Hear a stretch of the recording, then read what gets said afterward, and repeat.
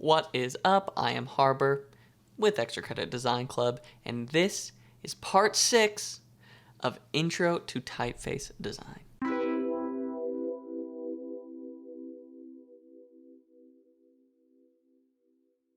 Alright, so up until this point, parts 1 through 5, we have designed our entire geometric sans serif alphabet, just the basic alphabet, and then we designed our numbers. We're super familiar with the Glyphs mini software at this point, and now we are going to move on to designing the punctuation. And with that, we'll be finished drawing all of the different characters that we have, and after that, we're just going to worry about kind of fit and finish stuff. We're going to worry about spacing, kerning. We're going to make sure everything looks cohesive, consistent. We're going to fix any weird letters we don't like, and then we're going to call that, and it's going to be your first typeface. Easy as that. Alright, let's hop into the software. Alright, so this is what we got, A through Z, capital, lowercase, all of our numbers, and we are going to start in on the punctuation. You can see, like the other character sets, there are a lot of things that are similar. So the first thing I'm going to design is the period and comma, and then all of the different characters that have to do with the period and comma. So the quotation marks here in this style, and we are just going to start with those. Now, as always, for reference, hitting that H in there. And when I'm designing this punctuation, I got a choice. Do I want to make it circular or do I want to make it square? My personal preference, I think, is square. On things like the I and the J, I made the little tittle here's square, so I think I'm going to keep that consistency throughout the rest of the typeface. If I were to make these circular, I would also probably do my punctuation circular. So clicking into here, I am just going to get my primitive tool, and I'm going to go 80 by 80, okay. And I am just going to drag it down so it hits my guides, give it some spacing. I'll start with, H on both sides. I might change that later, but for now, that's where it's going to be. Now, you'll notice something here, that just because this is such a small little dot, it might kind of look weak or small or wimpy, so you might want to decide to give it maybe just 10 extra pixels on either side, depending. Now it looks a little more substantial. Now, the size of your punctuation is going to vary. If you want this to be used for just reading at smaller point sizes, you're going to want larger punctuation. Where if it's display size, your punctuation doesn't need to be so large. Your font's going to be this big, so a little punctuation, it's going to get the job done. For this, I think, going with this square period that's 90 by 90 instead of 80 by 80 is going to work for me. So I'm going to copy that and paste that into the comma, and I am simply going to add a point here somewhere around the middle and then drag these 2 points down. Okay, where am I at here? Negative 86. I might go negative 90. And that to me looks a little too long. I'm going to go back. Okay, that looks good. Let's see what my distance is here. I might... not loving that look. I'll go back to that. And okay, I have my comma and my period. For the spacing on my comma, I am just going to type period and period. And with that comma, we are going to move on to the colon and semicolon. I'm going to select this, I'm going to add a component, and I am going to add the period. And then I'll just copy and paste it, and you got to make a decision. I remember when I was first designing punctuation, I wasn't quite sure, do I do it in the middle? Do I do it a little low, a little high? I wasn't quite sure, but I decided to adopt the principle or maybe after a little bit of studying, is I want it to be somewhere in the middle of the two. I don't want it to be too low in case it's next to letters like an L. It's going to look pretty low. But I don't want it to be too high, whereas if it's next to an N, it's going to look too high. So I usually will type something like an L and an N, and then kind of gauge where this center should be. Now, for the colon and semicolon, I always have this bottom mark just lined up with the baseline. So for me, that looks pretty good. It doesn't look too low on the L, and it doesn't look too high on the N, so I'm calling that good. Now I'm going to copy this top part here, go into the semicolon, paste it in, and then I am going to add a component, add the comma, and that should be lined up nicely. Perfect. All right. And then I'll add my period space here, period space there. All right, looks good. Next, we have our ellipse. Now, our ellipse automatically populated, it looked like with just one period, but we can see there are 3 there. And I am just going to hold command and 100, maybe 150 pixels. Okay, so those, boom, that's my ellipse, looking good. Next, we have our period center. This is another one where I like to take out the L and the N, and according to where that falls, that's where I'm going to put my period center. So I'm going to add a component, add the period, and move it up until I'm happy. Yeah, okay, it still looks a little high on the L. Okay, that to me is looking pretty good, so I'm happy with that. Now, one thing I need to do is copy this and paste it into the bullet. And I want this to be larger, so I got 2 choices. I can either decompose it and manually, make it larger this way.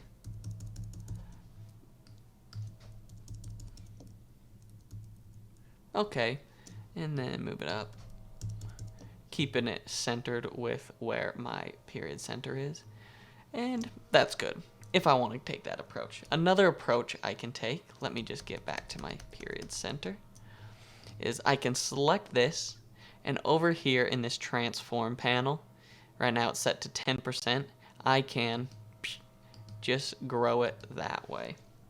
Now, one thing I noticed is it was growing from the bottom. I want it to grow from the center. Okay, now that to me looks pretty good. So I just used 10% here, scaled it up a few times. You can change this percentage depending on what you want. And just like the other punctuation, period and period. Cool. Now, for my quotation base, it just is going to be a comma. That's the single base, and that works for me. I am again just going to go period here and period there. Then for the double, I'll just click and drag this out until I'm happy with it. Yep, that looks good. Don't want it to be too tight, something like that. Looks a little too tight. Don't want it to be too loose like that. Just enough so I can tell they're related to each other, but nothing's weird. Okay, boom. And now I have my quotation marks here. Now, your quotation marks, there's a couple schools of thought when it comes to them. You can do, the 6-9 approach. You can do the double slanted in approach. You can go minimalist and just straight line it. For this, I am going to take the 6-9 approach. That's what I like to do. My quotation left, I am going to add a component. I am going to search for quote, and I'm going to add my quote base. That's what I made this for, to be added on to other things. And I'm going to flip it up, reverse it. So now you can see these follow the shape of what a 6 might look like. And in order to line them up, I am going to just make them hit zooming in the wrong way. Make them just hit the cap height here. That looks good. As always, adding my side bearings. Awesome.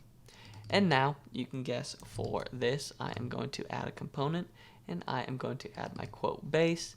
And because these already look like little 9s, more or less, I'll bring those up to match. And now with my side bearings set, I'm going to type in a little something here.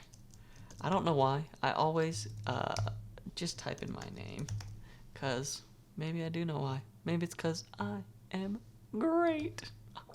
Okay, so zooming out, seeing how these quotations look. Okay, it's looking good enough to start off with. I'm sure we'll get into it when we get to working with the spacing, but I'm just looking at the form for now, and I think they look appropriate. Moving on, we can do the same thing that we did here, but instead of adding our double base quote, we are going to just add our single. So, single base quote, we are going to flip it and drag it up, match it up with our cap height. Zoom in to make sure I'm accurate. Awesome. And then for our other, add component, single quote, click and drag it up. All right, looking good there. Now this right here, for this mark, these are our inches and feet mark. They're not exactly the comma. So for that, I'm going to add component. I'm going to add the comma, then decompose it. And I am just going to make it straight. I'll drag that up here.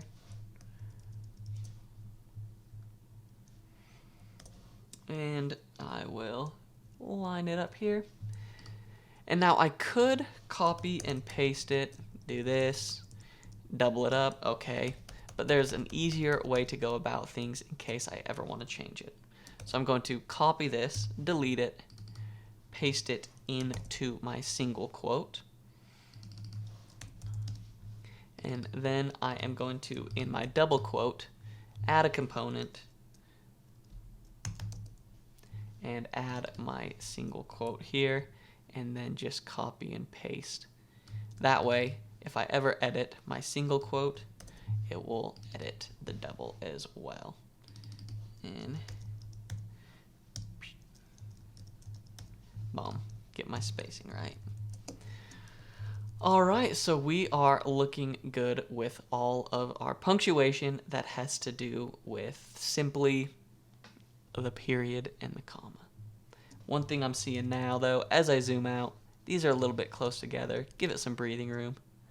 Okay, something like that. All right, just adjusting, micro adjustments as I see them as I go along. So now I'm going to exit out of that, and the next thing I'm going to work on, I'm going to keep it simple, is I'm going to work on the hyphens, the underscores, and such. And I'm going to open up the period center with that, so I can get a gauge of, okay, I know this is where I want my middle of the road punctuation to line up. So what I'm going to do is I am going to control click and I'm going to add a guide. I'm just going to drag it just under there and just over there. Zooming in, make sure I'm accurate. Okay.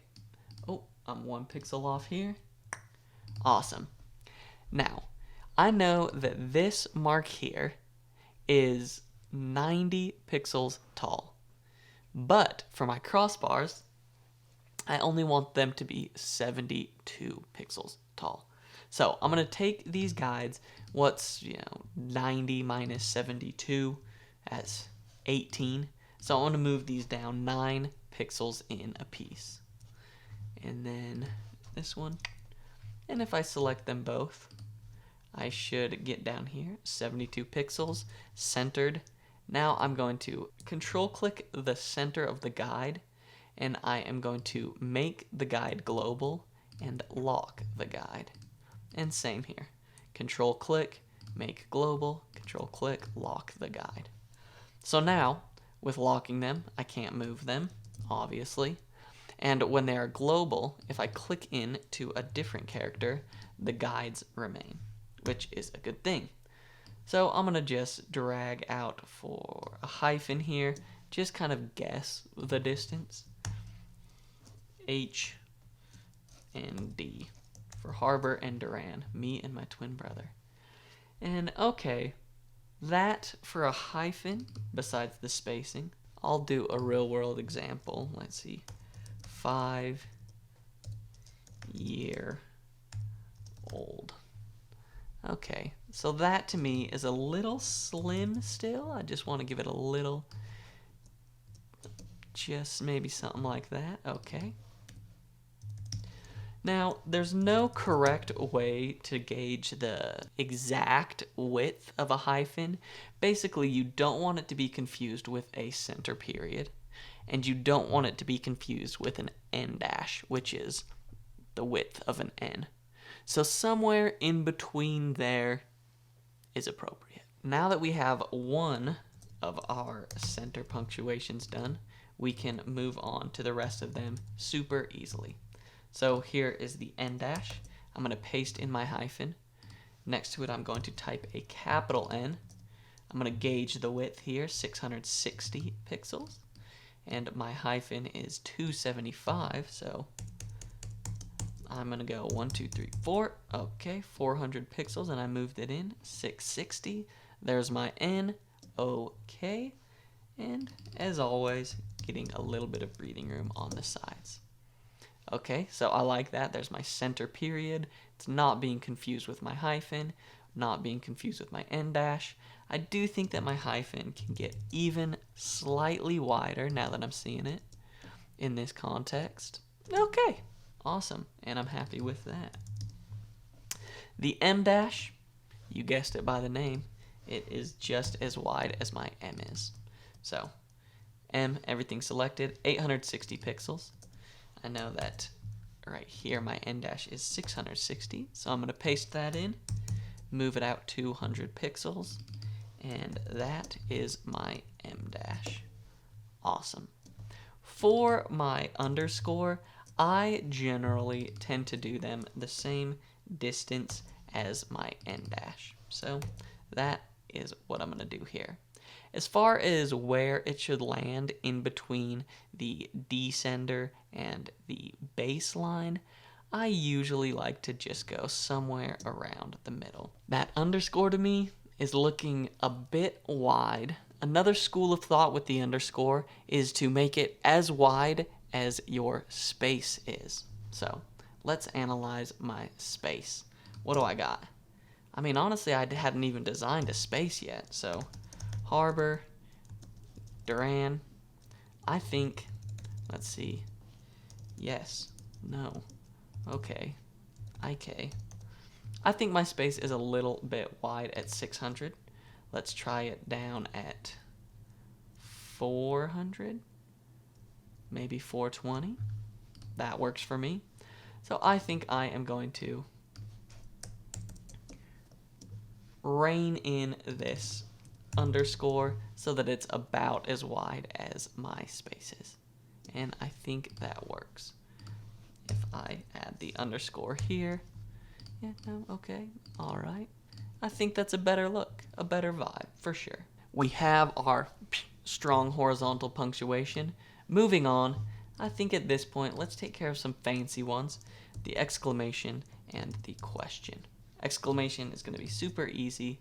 Add component, add the period. I'm going to add another component, and I am going to add the lowercase l. I am going to immediately decompose it, move it over 5 pixels so that it is centered within my period. I'm going to select the points of it and move it up. How far up you want this bar is, again, your preference. You don't want it to be too close that it's weird and becomes one solid line at a small point size, but you don't want it too far away so that the two parts seem unrelated. So something like this is going to work for me. So this right here could be the perfect exclamation point. Another way to go about it is you could add a couple of points here. And I'm just going to select those, make sure they are aligned on the horizon. Maybe move them up a hair. And then take these points, move them in here. This is just one more way to kind of differentiate this from like an L or something, so you don't get it confused. And I think I like that, just bringing in these bottom points a little bit. So I'm going to call that that. For the upside down, you can guess what I'm going to do. Add a component, add the exclam, and just flip it. Now for the question mark. So the question mark, you have a couple of options after you add in your period here. You can make it relate to possibly the 2 and possibly the S. And depending on your preference, how do you want it to look? One thing you might go about doing is copying this S, pasting it into here, and then I've seen some real fancy-dancy. Oh, no, reverse it the other way. I've seen some real fancy-dancy question marks that just look like S's, only something like this. Okay, make that smaller, line this up, delete those for now, get that one. Move those points in, move that point, select everything, fit the curves. I've seen some fancy question marks that look about like this. Probably bring those down a hair. And then bring this all over so it lines up with my period. And then go about adjusting. Okay, that looks good there. Okay, that looks good there. That could be a question mark in and of itself. It's a very expressive thing. Maybe I just want to delete these points here. I want to delete this handle so that's a straight line. And I want it to relate more to how my S looks with the spine. And just like with our 2 or our S, we're just going to go about really just massaging and getting exactly how we want these points to look. Okay, so something like that. I'm going to give myself some breathing room here. 50 points on either side, not -99. And that right there is an acceptable question mark. For consistency's sake, I would say it's good practice to line up this portion of your question mark with the exclamation point. So I am going to click these guides, unlock that, delete it, and this one I'm going to unlock, and I'm going to gauge here. Okay, I can see I need to be a little bit lower. And okay, looks like that is hitting correctly. And just to make sure, I'll click in here. Oh, looks like I need, yep, I'm right on. Alright, so that is a question mark. Another approach you might take for the question mark, even yet another, right, is something like this, where you create a circle. Let's see how lined up I am here. Oh. Okay, 12 points off. 1, 2, 10. Line this up. Let's see where I'm at. 90. I want to rein that in. And I'm going to gauge this is 146, 154, 146, 156. I did pretty good there. I am going to fit my curve. You might want to do something like this, and then something like that with your question mark. I'm personally not a huge fan. I like where I was at with my S question. So I'm going to leave it as is there. Now, obviously, for the upside down question, we are just going to add in our component, search for it up here, question, and then flip it twice, drop it down here so it lines up with our descender, and then overshoot it appropriately. And one thing that I didn't do here is the same. Line that up with the descender line. Make sure I'm really lined up. Okay, good there. Make sure I'm really lined up here. Good. Oh, one too far there. Good there. And now we have our exclamation and our question mark. So, Xing out of this, Xing out of this. We're cooking right along. I think the next thing to tackle will be the slashes and the different parentheses. So the slashes are easy. Add a component. I'm going to add the lowercase l. I'm going to decompose it and just slash it over accordingly. H, O. Okay, give it some breathing room. And that to me looks like a good slash.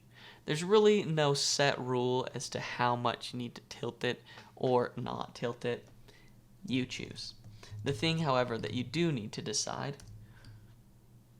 okay, that looks good to me, maybe slightly wider, is what are you going to do with this as far as baseline and cap height is concerned.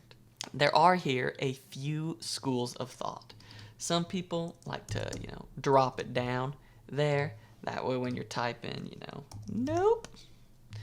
With the lowercase letters, it's going to look more appropriate. However, with the capital letters, it starts to look a little wonky. So maybe some people will bring it up all the way here, have it like that, drop down a little lower itself. In a really well-designed typeface, you'll have two versions of the slash. One for lowercase and one for capitals. But that's getting too far into it, and I ain't gonna go there. So for now, one thing I'm just going to do is center my slash between the baseline here and the descender and bring it up to the cap height. Now I'm just going to, with the backslash, add a component and add in the slash. And then reverse it. Okay. Now, some people may say that this backslash looks like it has a harsher angle than the forward slash, and that is true. But, it's a decision that you make. Do you want to decompose this and make it so visually they look like they're at the same angle? Something like that. Then going in, correcting for any weight that was gained here. Okay, 78, maybe going 2 pixels in, maybe 1. I'm that guy. And there's your backslash. For the parentheses, they follow the same principle as far as where you align them relative to the cap height, relative to the baseline. I always just take that cue from the slashes, so that's what I'll do here. Clicking in, I could, if I want to be real cheeky, add in the O. Okay, select, and then decompose it. I could, delete just half of it, connect these corners here. Okay, I'm looking good. And then drop this down 100 pixels. Drop this down 50, 1, 2, 3, 4, 5. And then out 5, 1, 2, 3, 4, 5. Select everything, making sure that the thick curve is good in again. And now I will copy the component, parentheses, and flip it. And we will see how that looks. If I can type a little something. Okay. Ooh, I can see I have too much space here. I'm going to go O, and I'm going to give myself 50 pixels there. 50. Oh.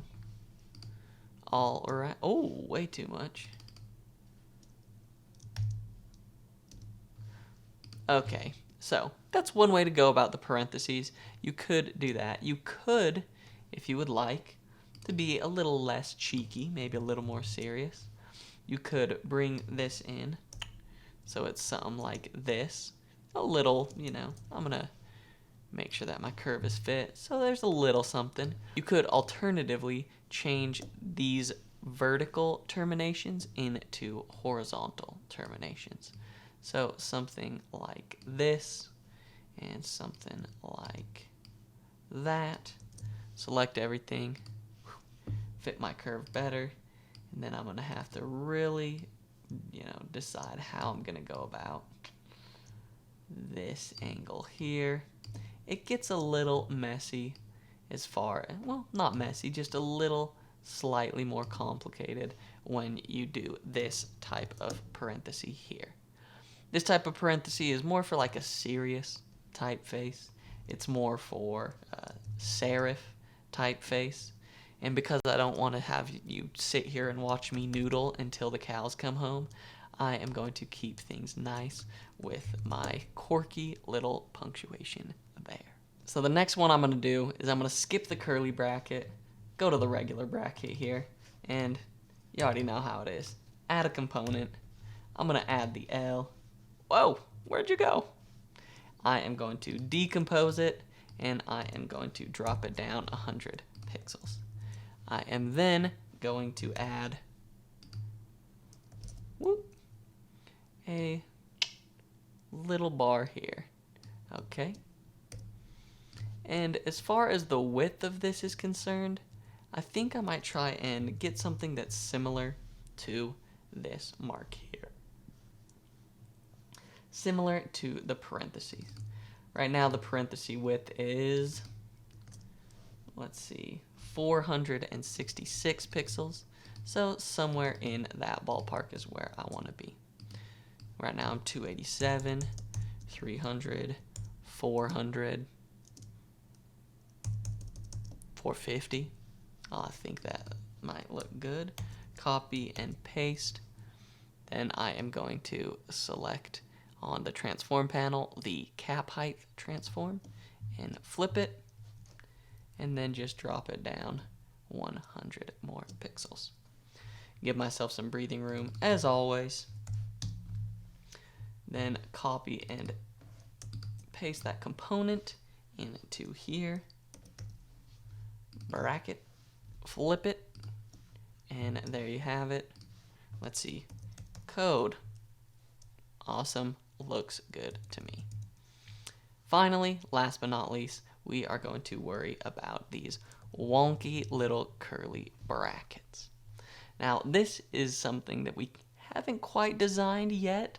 The closest thing I think we have is probably the F. So I'm going to copy the relevant portions here.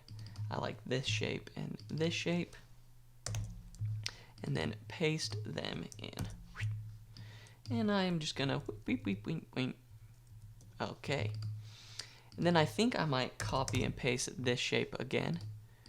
Then flip it and reverse her and put her just right there. Okay. Awesome. And with that, I want this bottom curve to be smaller than the top. So I am just going to bring this in a bit, bring this in a bit. 1, 2, 3, 4, maybe 40 pixels. 1, 2, 3, 4, 40 pixels there. Select everything, fit curves. Okay. And now I will copy and paste this shape here and flip it. Drop it down 100 pixels, and you can see that I have a bit of a distance issue here, 52 pixels. So I'm going to select this shape, move it down 26 units, 10, 20, 1, 2, 3, 4, 5, 6. And this one here, 10, 20, 1, 2, 3, 4, 5, 6. Bring these down to match. bring this up to match.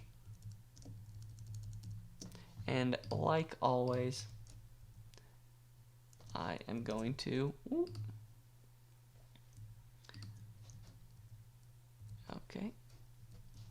adjust these little parts here so that my join here isn't too thick. And that to me looks good as far as a curly bracket goes. I'll move that in just a hair. Okay, awesome. Something like that looks good to me. There, I'll add in 50, just some breathing room. And then I will add the component, the curly bracket. Flip it around, and that is that. What punctuation do we have left? We're cooking. All right, looks like we have our other, looks like we have our other little international quotations here, and our asterisk and pound. The first part, I am just going to design one of these little gill single, I don't even know what it's called. Doesn't matter. I don't need to know what it's called to design a good one. One thing I want is for this to be lined up with my other punctuation that's centered, the hyphen, the en dash, what have you. So I'm just going to type in a hyphen here, and I am going to create a guide that is in the center of this hyphen. So 34 pixels there, 38 pixels there, move it up 2. So now we're looking at 36 pixels and 36 pixels there. So I know this is in the center, so I'm going to lock that guide. Now I just need to design my little shapes here. Okay, I'm going to create 1 and 2. Make sure they line up. And then I'm going to select these points and move them over. Obviously my lines get a little too thin, so I'm going to thicken them up, switching between my ruler tool. Okay, that to me is looking good. Give myself some breathing room. And okay, there you have it. One thing is, I think like the A, I am going to make it so where these join, it's slightly skinnier than on the outside. So I'll move this in that many pixels, however many that was, and maybe out just a few more. Okay. Something to worry about with this is, do you want this point here, or do you want it to be a blunted edge? Generally, I take my cues from the A. How is that? Usually you get answers from questions. You get the A from the Q, but here we're going to take the Q from the A. Okay, and that to me is looking good. We have our pointed. It matches the kind of vertex of our A, and I'm happy with it. So I am going to just add this as a component to a bunch of these other marks. So I got my gill single. I'm going to flip it. I am going to go over here. I'm going to add the component here, and I am going to copy and paste it and drag it out. Again, the relationship that we want is like not too close, nothing like this where it gets weird, but not too far. Okay, something like that. And then I will add in my double component here and reverse that. Awesome. Moving on to the hashtag. Super simple. I am simply going to add a component. I'll add the slash in here, kind of matching the angle. However, I'm going to decompose it. I'm going to zoom way in. I'm going to get my knife tool, and just on the baseline here, I was off by 1 pixel. I'm going to cut that. And then make sure it's lined up with my baseline, my cap height, copy and paste that in. And I'm going to take the width from the H. So I will hit an H here. All right, that's looking appropriate as far as width goes. We'll see when we add in these other bars. So I like to copy and paste the bar from the H because I know that it is directly in the middle, and from there I can move it either up or down in equal increments. So I'm going to move it up 200 pixels. So if I copy and paste it, move it back into place, I can move it down 200 pixels, just so I know that things are being kept even. Okay, move that out 5. Move that out 80 pixels there. So I'm going to do that 80. And looking at it, need to move that in. Okay, that looks good to me. Oh, okay. I can see that it is way too wide. I'm not a fan. Move this in 100 pixels or so. Move this in 100. Okay, that to me feels a little bit better. I think I can move these out. I'm going to go 20, 20.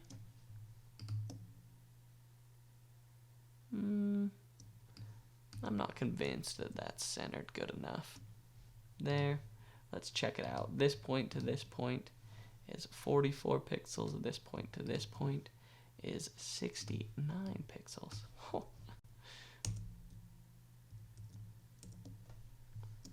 Now what are we looking at? Okay, that's 65. That's still 69. Okay.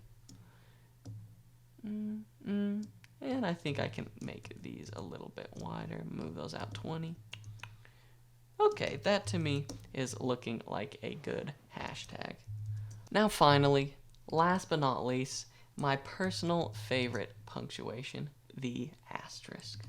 And I'm going to unlock this guide, delete it, don't need it, and get to designing this asterisk. So you'll remember we did a little quote mark that looked very similar, and this is how I'm going to start. But I'm going to decompose it right away, drop it down to how tall I want my asterisk to be. And generally, because I love how they look, I make them, maybe slightly larger than they need to be. So I'm going to go with something like that. Okay. How tall is that? We're 311.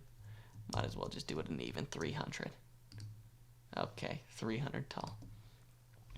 All right, so we have this, and what I like to do here is go about adding 4 points, 2 on each side of this line. And then I'm going to make sure that they're all lined up as they need to be.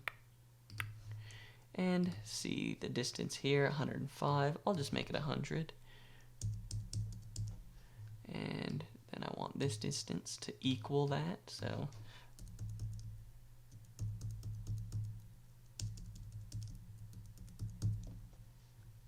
all right. And then you can select these points and then bring them in slightly. Okay, now I might take this, copy and paste it, and head over to my transform panel. I'm going to type in 120 and 120, and oh, you can see I'm lined up to my C cap height. Don't want that. I want to be lined up to the bounding box. And 120 pixels, okay, or 120 degrees rather. Copy and paste that, rotate it again, and now we have an asterisk. Now this asterisk, you'll notice, has a bit of a wonkiness right when it comes to here. You gotta decide, do I want that? Do I like that? I think it's a little too complex for this situation. So I'm just gonna delete these and start again. I'm gonna drop them and raise them and then see how that looks. Copy and paste, 120, copy and paste, 120, and that to me seems like a more appropriate asterisk. It is a little bit dark, so one thing I might do is select everything, and then again in the transform panel, just scale it down. Make it a little bit lighter on the eyes. Okay, how's that looking? Okay, seems good. Seems appropriate. I like that asterisk. Alright, so there is our punctuation. I see here, I got one little guy left, so I'm going to double click in here. And you know what I might do? I might do something crazy. I'm going to type in the A. I'm going to select that, paste it here, get the knife tool and just whoosh, cut that off at the seams. And there we have it. I got my little ASCII situation here. Let's see, give it some even breathing room on each side and call that good. Alright, look at that. We have our full alphabet, we have our numbers, and we have quite a bit of punctuation designed. So there you have it. That is our full character set that we're using for this video. I would encourage you to expand upon this character set. I know that we planned it at the very beginning, and I do advise doing that. It makes your life much more easy when you have everything in front of you and you know what you need to design. That way you don't have to later down the road account for a new character with different consistencies and, you know, just making it work. It's good to know from the beginning everything that you're going to have to tackle. That being said, it's not the end of the world if you do expand your character set. In fact, I would encourage it. Most of the principles that we used here are applied in designing any character in any Latin alphabet. And that is it for part, what are we at? We did the straight, we did the round, we did the angle, we did the shoulders, we did the number. This is part 6 with the punctuation. Stick around, part 7, the next video we are going to go over spacing and refining and finishing this typeface.